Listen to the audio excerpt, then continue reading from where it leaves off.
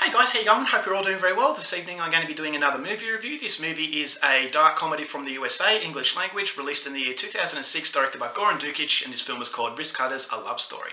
So Wristcutters, A Love Story is about this young man. He's committed suicide, he's sick of his life, but then he wakes up and he finds he's in an afterlife. He's kind of like in a purgatory world that consists of other people that have taken their lives. So he's starting to introduce himself to other suicide victims. They share their stories, and he wants to know why he's here. How come he hasn't gone on further? How come he feels as though he's stuck in a world that is very depressing and very bleak? So as he's trying to find the answers he so sorely needs, he develops a friendship with this woman, and the more he gets to know her, the more he starts to fall for her. And this is a very conflicting emotion because he was very depressed, but this woman is starting to provoke something inside him that he hadn't felt. And so as the situation starts to become more complicated, this main character is, the more answers he finds, the more he starts to realise what he had in his life. So what is in store for the main character and everyone involved is something you're going to have to find out for yourself, because that's as far as I'm going with my synopsis.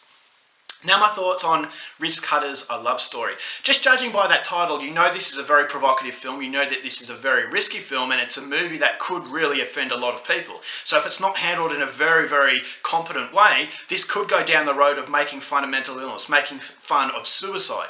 And so the very strong suicide themes that this movie has, and even the title has, I thought was a credit to the director for actually taking the bravery to try and depict a story on this. And not only trying to depict a story, but a dark comedy. So this is ultimately a movie that wants to make you laugh, but are you going to be laughing at the expense of suicide victims, or are you actually going to be laughing at the story itself, and it's kind of like an uplifting experience? And that's something that is very, very delicate, and it's very difficult to do, which is the reason why a lot of directors won't take on these subjects, is because it's so easy to get it wrong, and when you get it wrong, you can be slammed to no end. So very risky.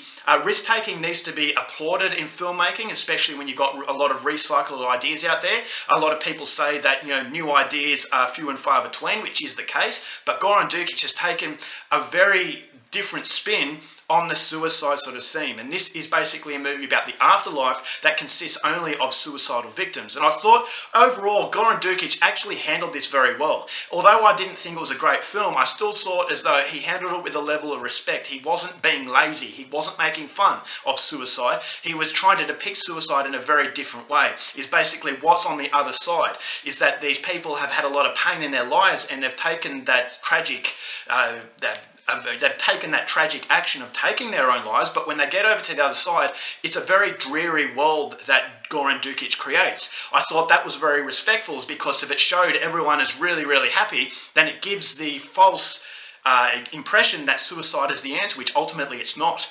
And so making it a happy and vibrant world is almost like it's encouraging it. But when this main character goes on to the other side of the world, he still feels really depressed. He still feels as though he is not, hasn't got to grips with his problems. And so I thought that was a really respectful way, and I thought the way that he creates this world was very, very quirky. It was very unsettling at the same time. There's lacking of colour, no one was smiling, and it was basically just a little town that was consumed by anxiety, depression, and just basically mental illness in general. And so it depicted it in a way that I thought was realistic within the realms of an otherworldly sort of afterlife. And so I thought that was good. And so at the same time, you have a very peculiar feel to it, but also a very dark feel. And I thought the dark feel pays respect to the very dark subject matter that Goran Dukic is delivering. And I thought the ending was something that, okay, well, it was a bit of a cop-out right at the end, but the overall continuity and the tone of the film I thought was somewhat consistent. But unfortunately, the movie falls flat because it's just not that funny. It bills itself as a dark comedy, and you can tell that it's trying to be funny, but I always got the feeling that Goran Dukic was a little bit concerned about going too far, a little bit concerned about provoking an angry response in what is a very provocative idea. So he's taken an idea, he's thought to himself, this is going to be something that's going to be very challenging, but he wasn't quite up for the challenges, because this movie, ultimately comedy is subjective, as I said in previous reviews, but if you don't find this funny, it's going to fall flat, because the majority of the movie is dialogue based, and when it's trying to be funny, it's very quirky, and it doesn't work. I thought as though a lot of this was wasted, and when you've got a lot of dialogue, there was no character building. So I never really got to grips exactly with the main character, this love interest. There's no depth to anything that comes along. And so I thought everything was very superficial. It was very shallow.